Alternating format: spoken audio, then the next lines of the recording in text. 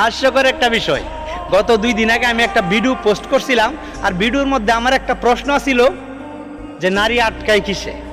ভিডিওটার মধ্যে আমি বলছিলাম জাস্টিস টুরের আছে অনেক ক্ষমতা, বিল গেস্টের আছে প্রচুর টাকা, তাহসানের আছে সুন্দর কণ্ঠ, আর ঋত্বিক রোশনের আছে অনেক সুন্দর একটা বডি ফিটনেস। এমনকি বাংলাদেশের একজন সুনামধন্য অভিনেতা, নাম তার প্রয়াত হুমায়ুন হরিদি স্যার, ওনার ছিল নিখুঁত ভালোবাসা। এই যে ব্যক্তিগুলির নাম বললাম, ওনারা কিন্তু এক একজন এক এক দিক দিয়া অনেক জনপ্রিয় মানুষ, কোনো কিছুর কমতি ছিল না মানুষগুলির। তারপরে তো তাদের শখের নারী আটকাইল না তাদের ভালোবাসায়। প্রশ্নটা আমার ছিল, এত বড় বড় সেলিব্রিটি পার্সনের শখের মানুষ যদি তাদেরকে ছেড়ে যায়, তাহলে মূলত নারী আটকায় কিসে? আর প্রশ্নটা আমি করছিলাম একটু মস্তিষ্ক খাড়ায় দেওয়ার জন্য। এখানে দেখলাম অনেক আমার মা বোনেরা অনেক উল্টাপাল্টা কমেন্ট। আসলে দুনিয়াটা বইরা গেছে প্রচুর জ্ঞানী মানুষে। কিছু মানুষ বুঝা কথা বলে, আর কিছু মানুষ না বুঝেই নাড়াচাড়া মারে।